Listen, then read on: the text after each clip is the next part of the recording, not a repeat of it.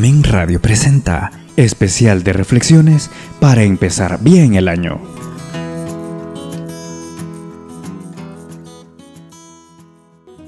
Siete sabidurías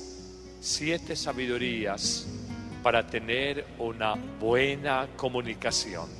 Y hay que decir que la palabra es uno de los más hermosos dones que Dios ha regalado al ser humano para comunicarse, para contar sentimientos, ideas a otra persona. Hay la palabra verbal, la que más conocemos, pero hay la palabra gestual, hay la palabra simbólica, hay la palabra no verbal en el lenguaje no tradicional, y toda tiene fuerza de comunicación, Vamos a hacer una introducción a partir de 2 o 3 sencillos puntos y pasamos luego directamente a esas 7 sabidurías de la vida que nos van a ayudar muchísimo en ese plano de una buena comunicación. Empecemos diciendo de entrada, a manera introductoria, que muchos de los problemas del ser humano son problemas de mala o deficiente comunicación. No es que la otra persona sea tan mala o yo sea tan malo, es que nos comunicamos mal, es que no nos sabemos comprender, es que sentimos que yo quise decir algo y la otra persona entendió otra cosa completamente distinta. Miren, en la vida de pareja y en la vida de familia, con toda probabilidad van a encontrar ustedes problemas de mala comunicación.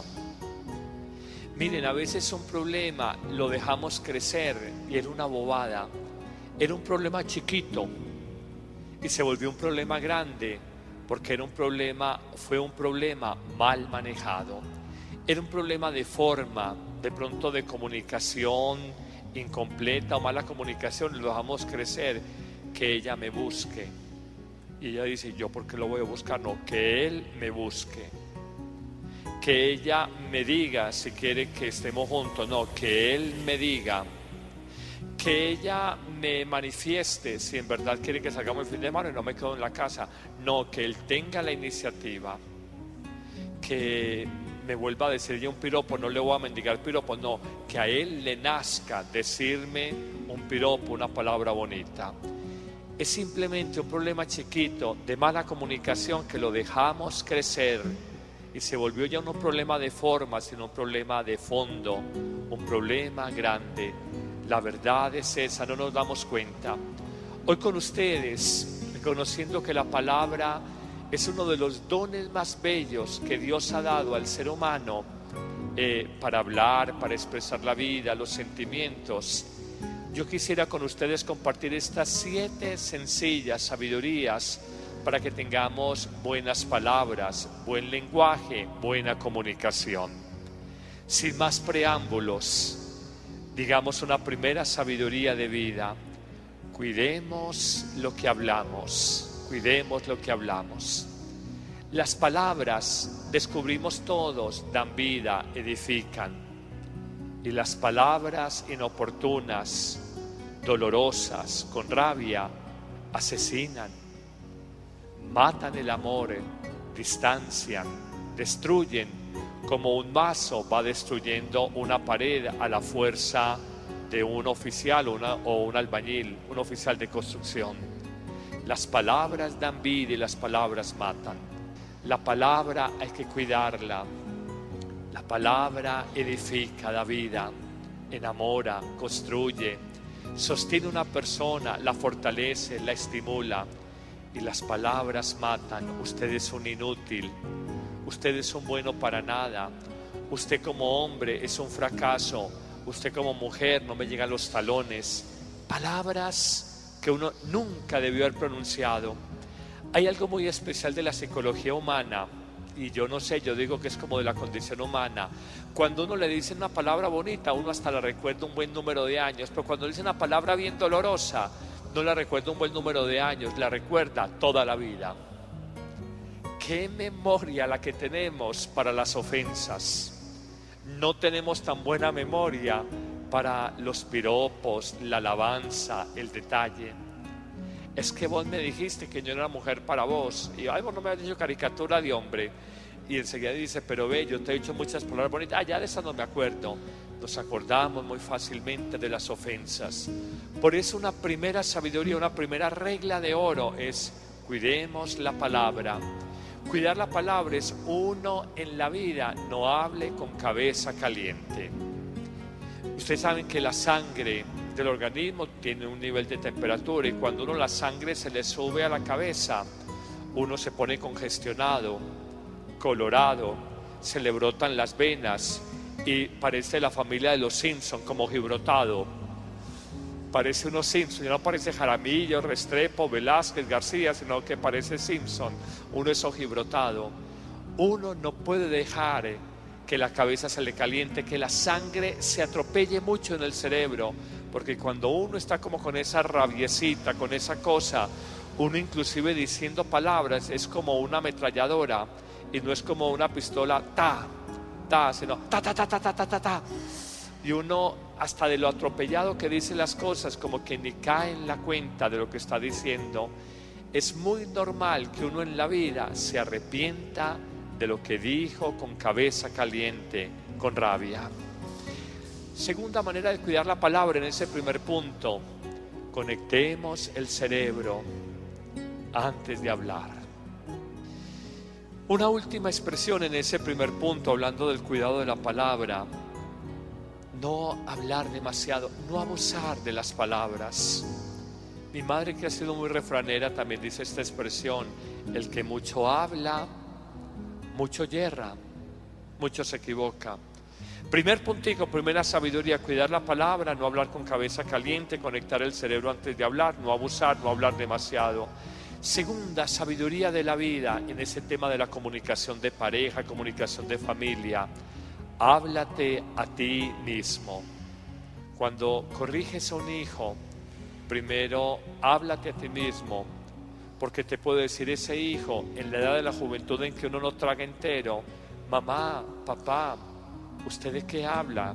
Que busque a Dios, que busque la misa, si usted nunca va a misa. ¿Usted qué me habla de que yo no trasnoche? Si usted hizo sufrir mucho a mi mamá, y yo recuerdo de niño que usted trasnochaba y muchas veces ni amanecía. Predícate a ti mismo. Es una grandísima sabiduría a la hora de la comunicación. Uno descubre que pueden controvertir las palabras, pero el testimonio de vida no lo pueden controvertir. Y uno en eso tiene que hacer un esfuerzo muy grande, siempre que estoy hablando, pensando: yo esto lo vivo, yo esto lo cumplo. Predícate a ti mismo, háblate a ti mismo cuando empiezas a hablar con los demás. Tercera sabiduría de vida: nadie conoce verdaderamente el corazón del otro. Nadie conoce el corazón del otro, solo Dios. Miren, llévense esta base: no se conoce uno en profundidad, no alcanza a conocer uno el misterio que hay en su corazón. Yo, porque me desperté esta mañana, me levanté como triste, como melancólico o melancólica, no se alcanza a conocer uno. Te va a conocer la otra persona. Cuando hay un prejuicio, juicio previo, prejuicio, una prevención, uno se bloquea para escuchar y comunicarse con otra persona. No, es que vos, hija de tu mamá, yo ya sé para dónde vas. Es que yo ya te conozco. Ven, no te metas con mi mamá. No, es que no me meto con ella. Basta esa nuera con la que mi Dios me maldijo para darme cuenta cómo sos vos. No, yo ya sé cómo es la cosa. Y empiezan esa serie de juicios donde uno se cierra para verdaderamente comunicarse y escuchar que hay en el otro ser humano. Miren, si hay algo en la vida claro, es que este interior es tierra sagrada, que todos podemos cambiar, convertirnos, transformarnos, madurar, crecer, y que uno no puede rotular, estigmatizar a una persona y mirarla toda la vida de la misma manera. Vea, usted no habla, es que usted no, pero usted siempre que habla mete la pata. Le dices eso, le estás anulando, le estás destruyendo. Ve, vos no digas nada, que eso déjalo que lo haga tu hermano. Vos sos inútil, inútil te hizo mi Dios, inútil morirás. No cojan esos rótulos. Mamá, por Dios, es que era tu época, es que es tu tiempo, sos amargada, no me digas más, es que no me entendés. Rótulos que le colocamos a otra persona. O también hacia un joven, es que la tengo que cuidar porque la juventud está perdida. Mamá, estoy joven, pero no toda la juventud está perdida.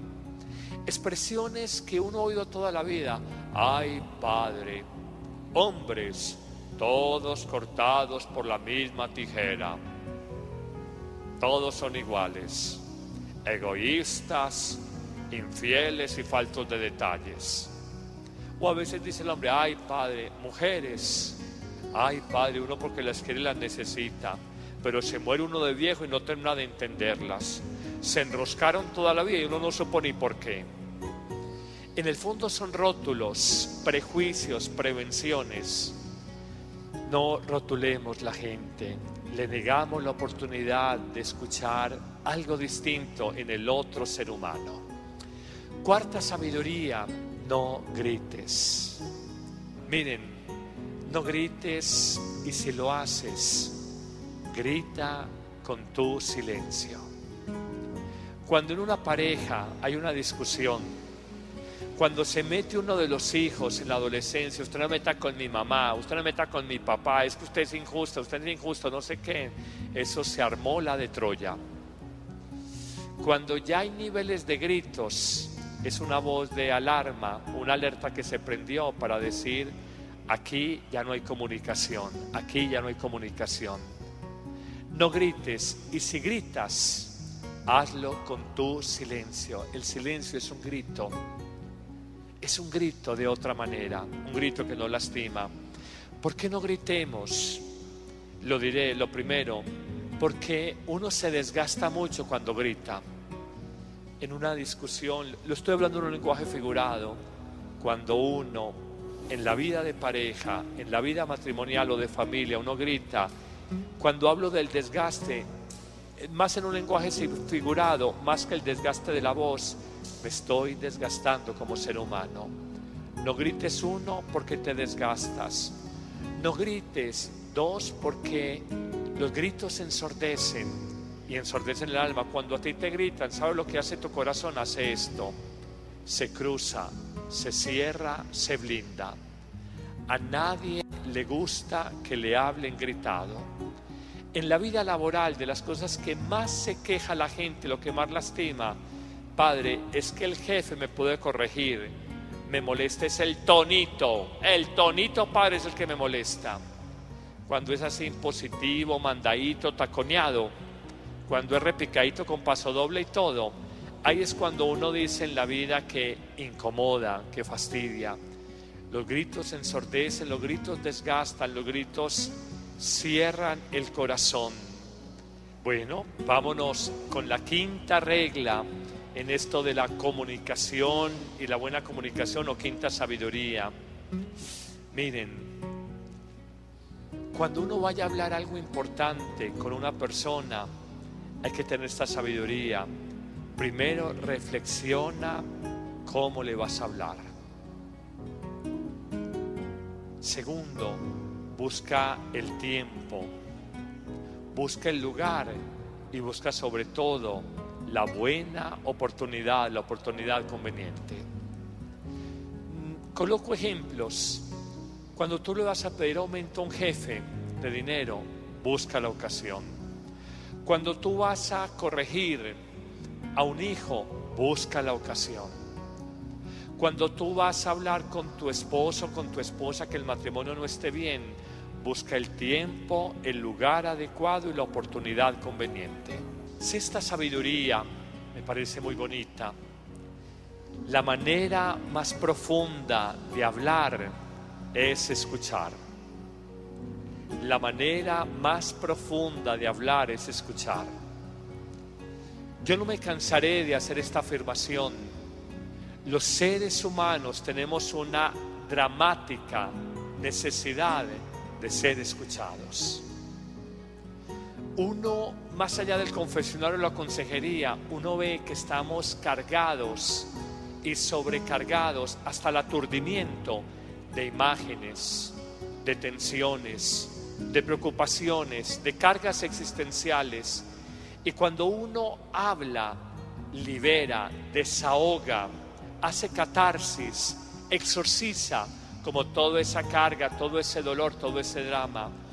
Una muy hermosa manera de comunicarnos en el hogar, una manera muy profunda y muy inteligente de uno hablar en el hogar, a veces es solamente escuchar. En eso son maestras nuestras mamás. Hablemos de un séptimo y último punto. Me parece que es tal vez el más sabio de todos.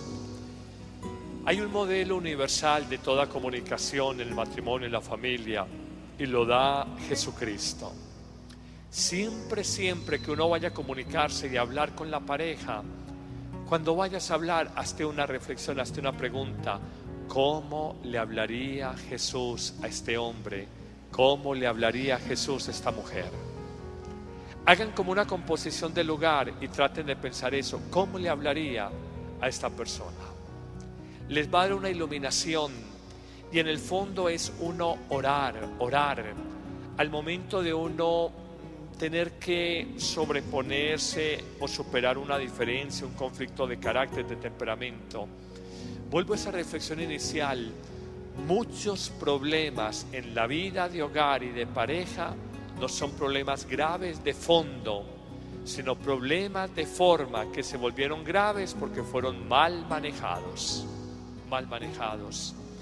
¿Cómo fue la comunicación de Jesús, que puede servir de modelo de comunicación en la vida, en el diario vivir? Fue un orante, y uno tiene que orar a la hora de hablarle a una persona una cosa maluquita, pedir a veces misericordia, pedir paciencia, pedir sabiduría, pedir que uno en las palabras no hable más de la cuenta. A veces por temperamento somos muy directos. Jesús nos enseña en esto como sabidurías. Lo primero, cuando hablemos, oremos, pidamos sabiduría. ¿Cómo hablarías tú, Jesús, en mi lugar? Segundo, siempre que hablemos, respaldemos todo lo que hablamos con el ejemplo de vida. Jesús, cada que enunciaba sus parábolas, en el fondo Él se retrataba, y en el fondo Él daba ejemplos. Soy la vid, vosotros los sarmientos. El Padre misericordioso, Él muestra la misericordia de Dios Padre, con el que Él es uno solo. Uno en la vida, si respalda su vida con un buen ejemplo, uno tiene algo que llama autoridad moral. Esa es una palabra muy linda, ¿o no? Autoridad moral para hablar cuando uno respalda con el testimonio. Vuelvo a repetir esa expresión que se puede decir de este Papa. Nos habla con el ejemplo. Las palabras se pueden contradecir, el testimonio no. Frente a una persona que da un buen ejemplo, usted no puede decir absolutamente nada. Tercera característica de Jesús en la forma en que Él hablaba. Jesús gusta mucho de cuentos, de narraciones, de ejemplos. Es el maestro de la parábola. Y en el fondo, uno a veces para llevar un mensaje, Él tenía gran oposición con los fariseos, con los saduceos y con las autoridades políticas, religiosas de su tiempo. Y Él a veces coloca ejemplos para no irse tan directo y no lastimar. Dice la parábola de los viñadores homicidas. Alquiló la finca, mandó a unos trabajadores a que recogieran el dinero de la cosechita, los mataron, luego mandó a otros trabajadores, los mataron, luego mandó a su hijo, dijo, lo van a respetar, también lo mataron. Y dice que los fariseos entendieron que hablaba de Él y tenían rabia, pero Él no se les iba directamente. A veces uno, lo digo en un caso concreto, con un adolescente, cuéntele en terceras personas y con historias, llévele un mensaje. Otra regla de Jesús en el tema de comunicación: observa mucho la cotidianidad. Uno observe comportamientos, observe actitudes y le va a ayudar a uno a comunicarse. Yo conozco personas que hablan muy poco, pero con solo mirarle la cara yo ya sé cómo amaneció. Y uno sabe si ese día puedes hablar o no. Finalmente, y para ir cerrando, la palabra de Jesús, y nuestra palabra está llamada a tener también estas características. Jesús fue un hombre que tuvo una palabra con poder, una palabra gestual, una palabra simbólica, una palabra en la mirada y una palabra con la boca. Por la palabra Jesús sanaba. Y hay palabras sanadoras. La palabra de Jesús es sanadora. La palabra de Jesús es perdonadora. La palabra nuestra es iluminadora, es guiadora cuando nosotros nos inspiramos, nos apoyamos en Jesús. Finalmente, la palabra encarnada de Dios, que es Jesucristo, es una palabra salvadora. ¿En qué sentido es salvadora? Toda palabra dicha con amor levanta al caído, resucita al que está muerto en el alma. Toda palabra dicha con amor como Jesús levanta al caído, resucita al que está muerto en el alma. Hoy simplemente a Jesús le pido que estas 7 sencillas sabidurías nos ayuden a remediar problemas chiquitos que los hemos vuelto grandes porque tenemos una mala comunicación en la pareja, una mala comunicación en la familia, una mala comunicación con los demás. Amén. Especial de reflexiones para empezar bien el año. En Amén Radio, el sí del hombre a Dios.